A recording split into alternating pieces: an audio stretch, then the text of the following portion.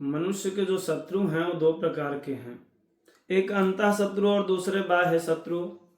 गोस्वामी तुलसीदास जी रामचरितमानस के सुंदर कांड में अंतः शत्रुओं की बात करते हुए कहते हैं कि काम क्रोध मद लोभ सब नाथ नरक के पंथ, शब पर हर रघुवीर भजं भजई जय संत। जो मनुष्य के शत्रु हैं वो दो प्रकार के हैं, एक अंतः शत्रु और दूसरे बाह्य शत्रु। बाह्य जगत में जो शत्रु होते हैं कहते हैं उनको एन केन प्रकारेण किसी प्रकार से शांत भी किया जा सकता है। कहते हैं कोई सन्यासी होगा, अयम निजा परो वेति गणना लघु चेतसाम उदार चरिता नाम तो वसुधैव कुटुंबकम। जिसने पूरी समष्टि को, पूरे जगत को ही अपना परिवार मान लिया हो तो उसके लिए कौन अपना कौन पराया, कोई शत्रु नहीं होता, वह अजात शत्रु होता है, अर्थात वह अपने शत्रुओं को जीत चुका होता है। किंतु कोई राजनेता होगा तो उसके बहुत शत्रु होंगे। भाई किसी का कार्य हुआ, किसी का कार्य नहीं हुआ, जिसका कार्य हुआ वो तो मित्र हो गए, किंतु जिनका कार्य नहीं हुआ वो शत्रु बने बैठे हैं। तो महाराज एन केन प्रकारेण बाहर के शत्रुओं से आदमी निजात पा जाता है, किंतु अंदर के जो शत्रु हैं वो सबके भीतर में रहते हैं। महाराज कैसे रहते हैं? जैसे हमारे शरीर में शुगर और बीपी है। शुगर और बीपी क्या है? कहते हैं कि जब तक उसका नियंत्रण है तब तक आप स्वस्थ हैं, यदि उसका नियंत्रण बिगड़ जाता है तो आप अस्वस्थ कहे जाते हैं।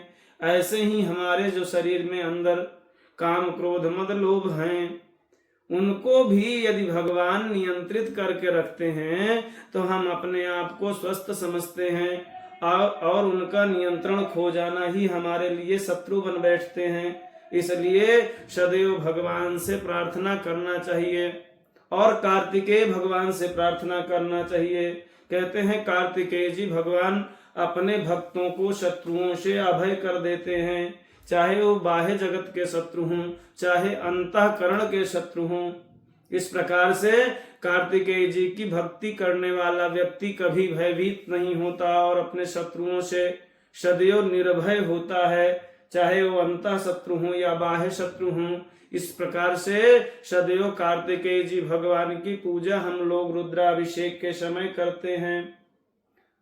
बोलिए कार्तिकेय जी महाराज के जय हो।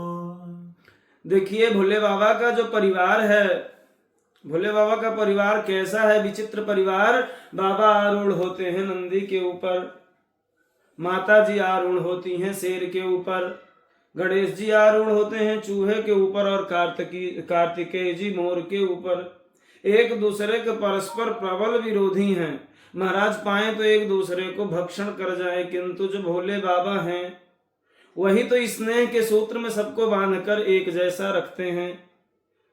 हमें स्नेह का सूत्र यदि सीखना है तो भगवान भोले बाबा की भक्ति से मिलता है। कहते हैं भोले बाबा जैसे आप अपने पूरे परिवार को एक साथ में रखते हो, इतनी वैचारिक वैमनस्यता होने के बाद, व्यवहारिक वैमनस्यता होने के बाद, और उनके अंदर भी इतना अच्छा स्नेह रखते हैं, तो बाबा आपसे प्रार्थना है कि उसी प्रकार की भक्ति हमको भी दीजिए, वह शक्ति हमको दीजिए जिससे मेरे परस्पर समस्त प्रकार के विकार शांत हो सके। तो भोले बाबा की प्रार्थना पूरे परिवार के साथ की जाती है। कहते हैं कि भोले बाबा देवाधिदेव महादेव ऐसे देव हैं कि जो कहते हैं कि पहले आप मेरे गणों की पूजा कर लें, उसके उपरांत मेरी पूजा करें। कोई आवश्यक नहीं है कि आप मेरी पूजा करें, पहले गणेश जी की पूजा करें। तो कहते हैं गणेश जी क्या देते हैं? कहते हैं गणेश जी सबसे पहले तो बुद्धि के प्रदाता है। महाराज बुद्धि भी दो प्रकार की होती है, एक स्वांता सुखाय, एक सबजन हिताय। जो स्वांता सुखाय की बुद्धि है वह चोर की बुद्धि है। महाराज दूसरे का धन कितना आसानी से चुरा लें और उसका उपभोग करें, तो महाराज ये चोर वाली बुद्धि स्वांता सुखाय की है। और जो सबजन हिताय की बुद्धि है वो मनीषियों की, विद्वानों की बुद्धि है कि ऐसी बुद्धि भगवान गणपति हमें प्रदान कीजिए जो मेरे लिए तो कल्याणकारी हो, अपितु पूरे मानव मात्र के लिए कल्याणकारी हो। कहते हैं और भोले बाबा की भक्ति करने से क्या प्राप्त होता है? कहते हैं गणेश जी की पूजा के साथ सदैव गौरी जी की पूजा की जाती है। तो गौरी जी क्या प्रदान करती हैं? कहते हैं गौरी जी तो गौरी जी माँ हैं, शक्ति की स्वरूपा हैं, शक्ति प्रदान करती हैं, अपने भक्तों को शक्ति प्रदान करती हैं। कहते हैं गौरी जी की पूजा करके सीता जी ने राम जी को पाया, इसलिए गौरी जी का पूजन करना। और गौरी जी बुद्धि के साथ शक्ति की प्रदात्री हैं। कहते हैं कि जब गणेश जी की पूजा कर ली जाती है, मानो अपने भगत को भक्ति प्राप्त हो गई, बुद्धि प्राप्त हो गई, तो बुद्धि अकेले किसी कार्य को नहीं कर पाती है। यदि गौरी जी के आशीर्वाद से शक्ति प्राप्त हो जाती है तो सब गौरी जी के आशीर्वाद से, कहते हैं गौरी जी के आशीर्वाद से कैसे?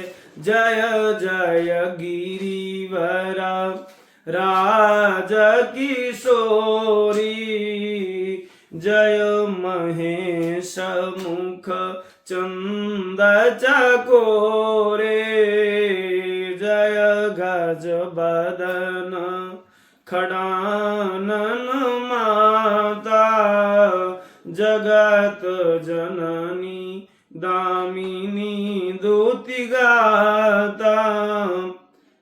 जब बुद्धि और शक्ति एक साथ समन्वित हो जाती है तो जगत का दुर्गम से दुर्गम काज सुगम हो जाता है।